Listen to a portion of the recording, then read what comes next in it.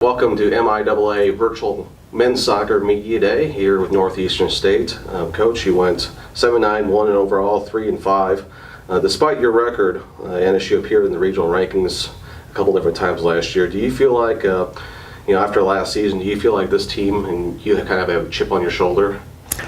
Well, I hope we approach every season with a bit of a chip on our shoulder. But last year we weren't happy with the results of, for wins and losses, but we had a very young team last year, started several freshmen.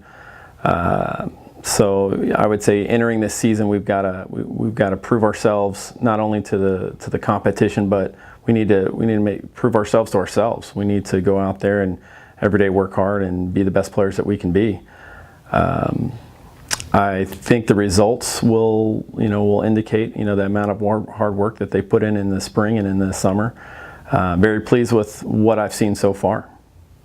You have 9 true newcomers coming to the squad. Just talk about some of the new faces, people in the MIAA, people in the local community might see the season.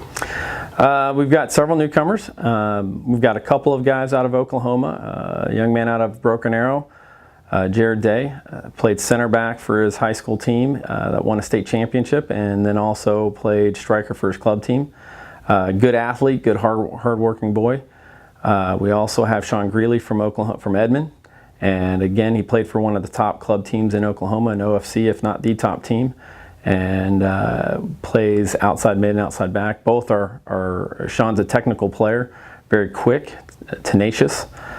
So we're excited to have those two high-caliber Oklahoma kids in our team. We added a couple of Texas guys. One in particular, Jackson Padilla, has been associated and buddies with several of our guys on our team. So it's nice to have our team putting their stamp of trust on their friends and on the quality of player that they are. And Jackson Padilla has been with Ben Watson and Austin Arnaud for a while, and so it's great to have him join us. And he is a good young striker, makes a lot of good runs, makes a lot of good movements off the ball. And is a good finisher. We've got a couple of internationals that we've seen. Belgium goalkeeper that has transferred in from Marshall. We have a Toronto left back that's come in that we've known about for about a year or so and have been talking with. So we're excited to have them join us. We've got a few other guys that have come in. Kid from Arkansas that's a goalkeeper that's showing that he's got good hands and a good ability to move around in the box. We've got a couple other internationals, an African from Zimbabwe that's joined us, and he is quick and athletic. Still trying to get his legs underneath him. So we're excited about those guys. You mentioned a little bit about your keeper. You're probably going to have someone who's basically brand new for you all behind the net, and talk about the change of that. And well, we started our captain and senior Jackson Biles last year, but he was in competition with a transfer student, Ryan Davis, who was here last year, and Ryan is a very good goalkeeper. And he is captain of our team this year, so we're excited to have him in the net, and he's done a great job for us. And I would say he is a very good goalkeeper. Thomas and Justin behind him are some big fellas that are finding their way, and I'm certain they're gonna be competing for their opportunity. You returned 2 all-region players coming up to your squad. Both of your two main. Whenever you guys score, they're kind of ineffective one way or another. Reed and Garcia, just talk about having them come back to your squad. Well, it's always good to have some leadership come back that's of high caliber, and Trevor and Joe have definitely do that for us. Joe has had a great spring in his fitness and running. Trevor was dealing with a little bit of an injury as he was going through the spring, but he's recovered from that, and both have had great summers. Joe and Trevor played in summer leagues where they've been able to shine. So they've come in this preseason, have been really showing the young guys how to play MIAA soccer and RiverHawks soccer. They are fast, they are athletic, and they are really putting it to them.